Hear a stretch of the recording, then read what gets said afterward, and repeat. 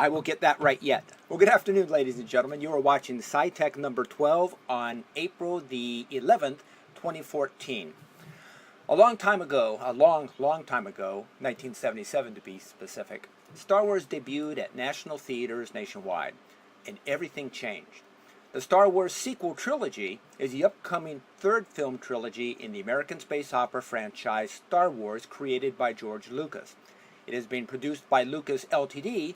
And is to be the first films in the saga not to be distributed by 20th Century Fox.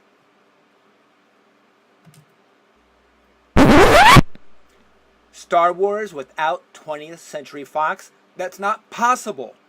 The 20th Century Fox fanfare is Star Wars to me. Whenever I hear that fanfare, I think Star Wars, all caps.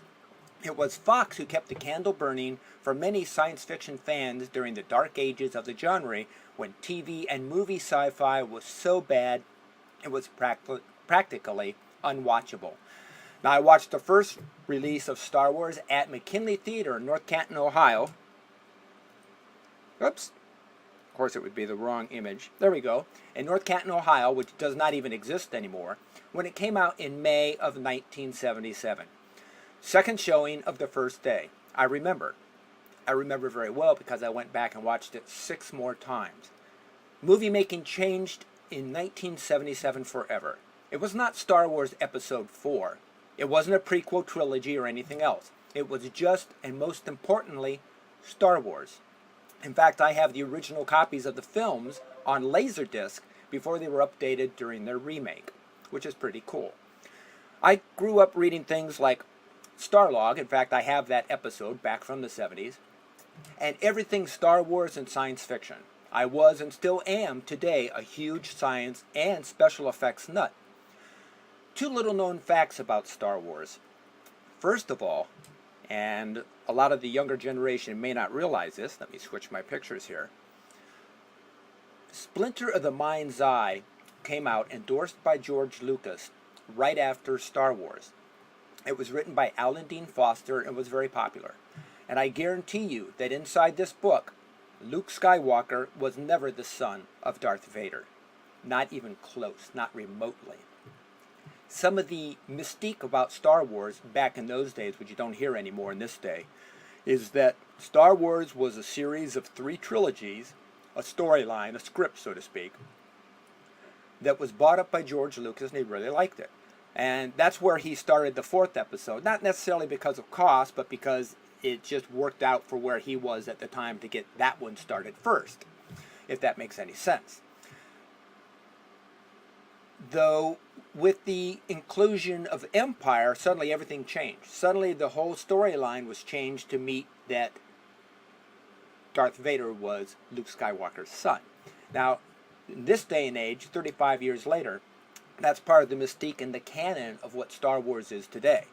The trilogy will consist of episodes 6 through 9 and will follow Return of the Jedi, the 1983 version, in the saga's chronology. Lucas originally conceived the idea for a sequel trilogy in 1978 during development of The Empire Strikes Back, but later abandoned the concept during the 1990s to focus on the prequel trilogy.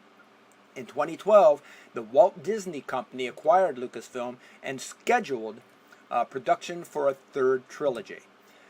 But Disney has bought out the rights to Star Wars, a major loss for 20th Century Fox. In fact, I'm not even sure if they were included in a bid. It'd be crazy if they weren't, but you never know. The first installment, Star Wars Episode 6, began pre-production. No, Episode 7 began pre-production on October 30, 2012, and is scheduled for release in December of 2015. So we only have about a year and 3/4 left. The film would be directed by J.J. Abrams with George Lucas as creative consultant. Harrison Ford, Mark Hamill, and Carrie Fisher are expected to return, reprising their roles from the original trilogy. Now, I hear rumors Samuel Jackson may be in it to provide continuity from the first trilogy. Interestingly, and perhaps sadly, it's an original story, a Lucasfilm source said. In other words, and here's the big part,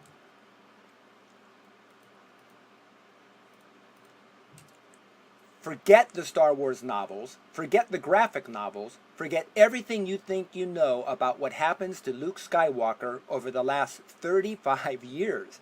According to sources, Episode 7 will literally be nothing you've ever seen or read before from Star Wars universe.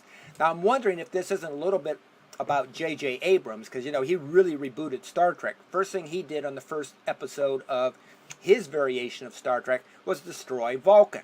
Major timeline, since the 60s. So we shall see. However, I think the biggest salute from Disney to the Star Wars fans would be to show some tribute to 20th Century Fox at the beginning of the first movie. Would it happen? I highly doubt it. So one more time, and perhaps for the last time,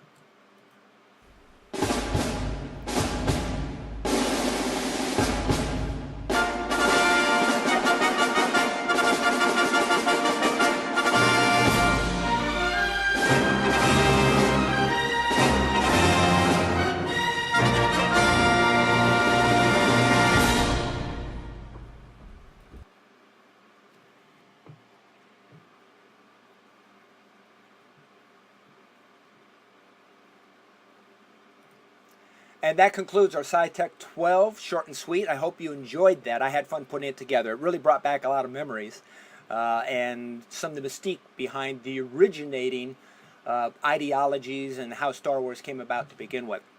But I'll tell you, the script definitely changed for Empire from the original ideology of Star Wars. Anyway, we're going to get into some gaming now, and you folks